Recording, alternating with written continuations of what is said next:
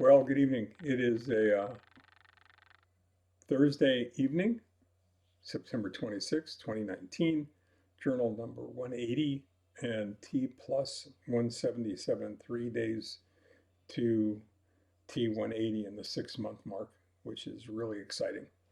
Um, Today was a great day, a really enjoyable day. Had lunch with friends and was just really pleased at how the day went. Came home this evening and I'm thinking about a presentation I have to make. Now, this is really interesting because, I spent a large part of the last 35 years doing seminars and keynotes around the country for some fairly large organizations, a number of Fortune 500 companies, a number of Fortune 100 companies, um, and for large audiences. And yet I find myself really getting nervous about this particular presentation, um, albeit for the fact that it's a long time since I've done a presentation, um, years, in fact, certainly a presentation of any consequence. And I think I'm nervous for a number of reasons. One is the fact that I haven't done it for a while, and it's like muscle memory. You don't want to think that you've lost that set of skills and abilities that allow you to do that. But more than anything else, it happens to be for about a subject for a group that I care very deeply about, and in all honesty, I don't want to screw it up. I'd really like it to go well, and it's about the City of Hope, and as you probably might imagine, um, I feel very strongly about the City of Hope, um, if for no other reason than they saved my life. The fact that we're having this conversation right now is due to that place. And the presentation is about my experience at the City of Hope. And that's hard to articulate. Um, it really is, at least it is for me. It's difficult because it's such a special place. It is as advertised, a place where science and soul come together, and where they do work miracles every day. And I think that sometimes that gets lost on people. Sometimes I think it even gets lost on people there. But the first thing that you notice when you come to the City of Hope is that there's a different vibe. Um, and that's because there's a very different culture there. And I think I can say that with some degree of certainty because I had experience at two other large medical organizations, facilities, both of them excellent. I mean, and I'll tell you without exception, both of them are exceptional. One is UCLA, where some of the most important breakthrough science is occurring on a daily basis, and the other is Cedars-Sinai here in Los Angeles, which is unparalleled. Um, if you need a kidney or a lung or a liver transplant, I don't think there's any place that you can go that's better than that. Um, and of course, I have my experience at the City of Hope, but they are all very different in so many different ways. And rather than tell you what UCLA isn't or what Cedars or Sinai isn't, because they're incredible organizations, and um, we see doctors that are affiliated with both to this day. But I would like to talk about the culture at City of Hope, and I don't think you can overemphasize the fact that culture, unlike economics, is not. It is trickle down. Um, Culture comes from the top, leadership, and it comes from example, and it has to do with integrity, and those things are really important. Um, And I think that's one of the reasons that you get this very different vibe at the City of Hope, and it's something that is apparent almost instantly, almost the minute you walk through the door. Um, People smile, no matter how busy they are, no matter how stressed they are. They smile. They ask you how they are, how you are. They ask you how you are, and they wait for an answer, and they won't let you go until you give them an answer. And they make you feel good about the fact that they care. They care how you are. Um,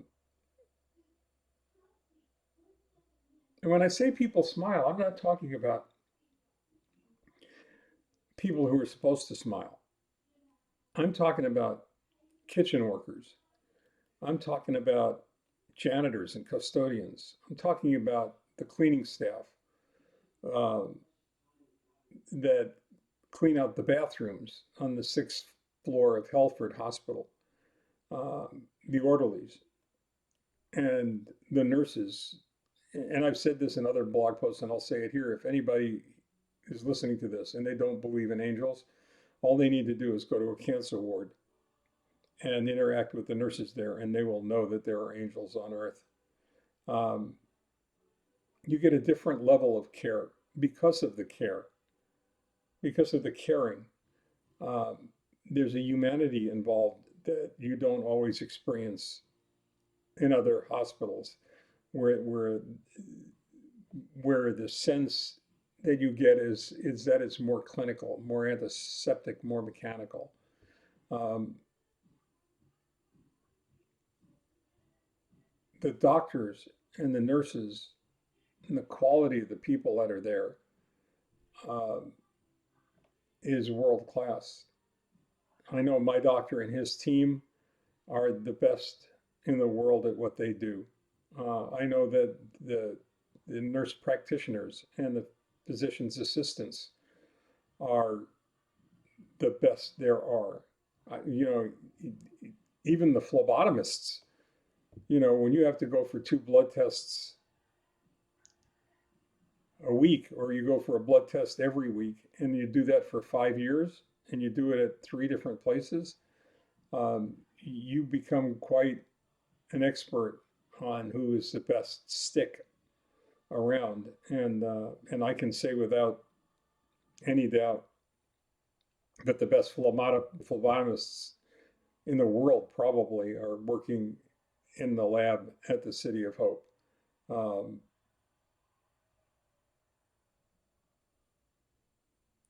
they make you feel, or they allow you to feel, or they create an atmosphere in which you feel that your recovery, your wellness, your survival is as important to them as it is to you. And not because you're a statistic, but because you're a human being. I'm not sure that there's another place on the planet that has the same quality of programs available. Programs for both the patients, the family, and caregivers. Um, Painting, art, um, Tai Chi, yoga, physical exercise, and whatever is available, as far as I'm aware, I've not run into anything that's available strictly for patients. Everything that's available for the patients are available for the family and caregivers. And there's an understanding at the City of Hope that of just how special caregivers are, and the difficulty in that role, um, and the importance, and how necessary that experience is for recovery. The gardens. Uh, I could live in the Japanese garden. It is a place where it's hard not to be at peace.